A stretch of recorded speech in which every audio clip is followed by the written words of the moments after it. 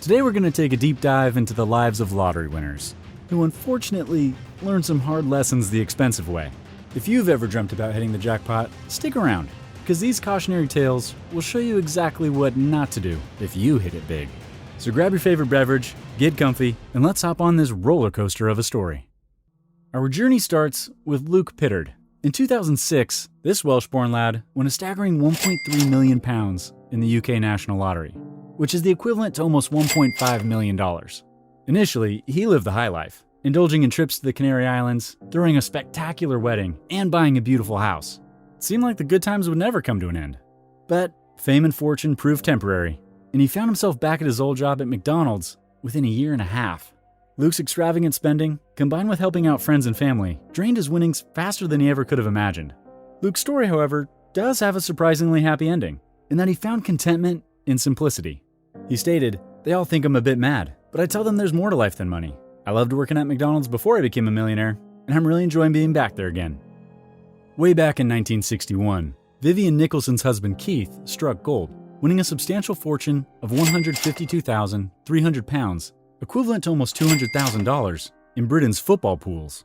That was a lot of money back then, and as a result, Vivian famously promised the media that she would spend, spend, spend. That she did, becoming a symbol of excess and extravagant living in the swinging 60s. The couple's wealth seemed boundless, as they splurged on haute couture, sports cars, and a new home. However, their extravagant lifestyle became the stuff of headlines when Keith tragically died in 1965, and Vivian was hit with a staggering tax bill. This, coupled with her continued lavish spending, led to her declaring bankruptcy. Vivian struggled with alcohol and depression for many years until her death in 2011, just 2 years after a West End musical celebrated her life in a play titled Spend, Spend, Spend. Andrew Jackson Whitaker Jr., also known as Jack Whitaker, a West Virginia building contractor, experienced a life-changing moment in 2002 when he won a truly jaw-dropping $114 million on a $315 million multi-state Powerball draw. Overnight, he became one of the wealthiest individuals in America. His generosity knew no bounds as he donated millions to charity and established the Jack Whitaker Foundation to help the less fortunate. However, life took an incredibly dark turn for Jack as he faced an unfortunate series of events. After his lottery win, his wife left him, his house burned down, he ran afoul of the law, and he faced legal troubles, including being sued by Caesars Atlantic City for bouncing a staggering $1.5 million in checks. Constant requests for money and help from acquaintances and strangers alike added to his burden, and he also endured the heartbreaking loss of his daughter to cancer and his granddaughter to drugs. Within just 4 years of his life-changing win, Jack's fortune was reportedly gone, leaving him with a shattered life and a tragic lesson about the perils of excessive wealth. In 2020, Whitaker passed away at the age of 72, leaving behind a life marked with immense highs and crushing lows. A story that serves as a stark reminder of the unpredictable nature of life and the importance of finding balance and resilience in the face of great fortune. Denise Rossi. When Denise Rossi won $1.3 million in the California Lotto in 1996, she was understandably ecstatic. However, she decided to keep her newfound wealth a secret from her husband Thomas during their divorce proceedings. To Thomas's surprise, Denise abruptly demanded a divorce without ever mentioning her windfall. During the divorce, Denise continued to keep her good fortune hidden, and Thomas had no idea about the life-changing amount she had won. 2 years later, Thomas intercepted a letter at his new Los Angeles home revealing the shocking truth. Furious and betrayed, he sued Denise for not disclosing her lottery winnings during the divorce, and the judge awarded Thomas every cent. Even Denise's own lawyer admitted to People magazine that Denise could have kept half her winnings if she had been honest with her then-husband. Her failure to disclose was a fraud, the lawyer said. Meanwhile, Thomas Rossi is enjoying his $48,000 a year payouts and reflecting on how the lottery forever changed their lives, but not in the way that they had hoped. Americo Lopez, a construction worker from New Jersey, experienced a life-altering moment when he won a New Jersey lottery jackpot. But rather than celebrating his newfound wealth with honesty, Americo decided to lie about the win. He claimed that he needed foot surgery, concealing the fact that he was actually a multimillionaire. When a former coworker found out about the deception, he confronted Americo, leading to a tumultuous legal battle. Americo's coworkers sued him, claiming that they had all pitched in for the winning ticket. The court ruled in the favor of the coworkers, ordering Lopez to split the prize with his former colleagues. The entire ordeal was a painful lesson that dishonesty will always catch up to you in the end. We've only just begun unraveling some of the most astonishing lottery stories. And trust me, it gets even more intense from here.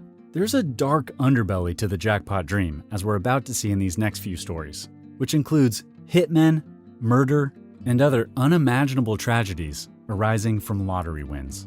Keep watching the jaw-dropping continuation of our list, and leave a comment letting us know your take on these unlucky or simply unintelligent lottery situations so far. In 1998, Gerald Muswagon experienced the thrill of a lifetime when he won the $10 million Super 7 jackpot in Canada. Rather than making wise decisions with his newfound wealth, he spiraled into a life of excess, throwing parties and indulging in copious amounts of drugs and alcohol. Gerald's newfound wealth enabled him to purchase several new vehicles for himself and his friends, and he even bought 8 big-screen TVs for his acquaintances in a single day. Unfortunately, he poured a significant amount of money into a logging business that ultimately failed due to low sales. Despite his initial excitement, Gerald's fortune quickly dissipated, and he was forced to take a job doing heavy lifting on a friend's farm just to make ends meet. Tragically, the weight of his poor decisions and financial struggles became too much to bear, and according to media reports, Muswagon hanged himself in his parents' garage in 2005. His story serves as a stark reminder of the importance of responsible financial management and surrounding oneself with positive influences. Sharon Tirabassi's life took a dramatic turn in 2004 when she won over $10 million in the Canadian lottery. A single mother who had been on welfare, Sharon's life was completely transformed overnight. Embracing the high life, she indulged in luxury, spending extravagantly on cars, parties, designer clothes, lavish trips, and handouts to family and loans to friends. But as the years went by, Sharon's fortune dwindled rapidly, and her lavish lifestyle became unsustainable.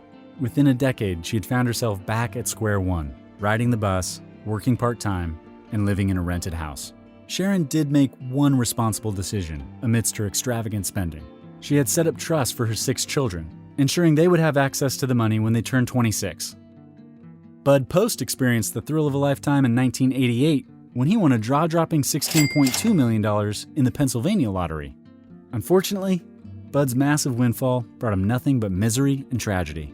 Post's misfortunes started with a former girlfriend successfully suing him for a third of his winnings, claiming they had an agreement to split the prize.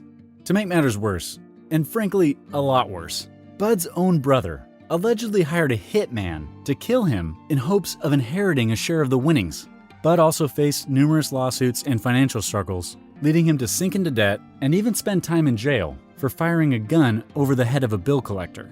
Reflecting on his life, Bud once said, "I was much happier when I was broke." Despite his initial excitement and dreams of a better life, Bud's journey after winning the lottery serves as a powerful cautionary tale about the challenges of handling sudden wealth. Lara and Roger Griffiths, a seemingly blissful couple from England, experienced the thrill of a lifetime when they won a staggering $2.6 million in 2005. With their newfound wealth, they bought their dream home, a luxurious barn-converted house worth $1 million, and splurged on a Porsche. They also enjoyed luxurious trips to exotic destinations like Dubai, Monaco, and New York City. At first, it appeared like their dream life would last forever. Unfortunately, their fortune took a sharp turn in 2010 when a devastating fire gutted their house, leaving it underinsured. This unfortunate incident forced them to spend a significant amount on repairs and 7 months of temporary accommodations.